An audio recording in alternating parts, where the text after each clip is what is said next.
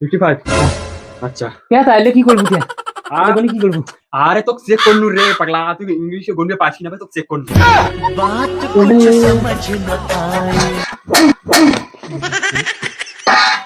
तो रुको जरा, सबर करो।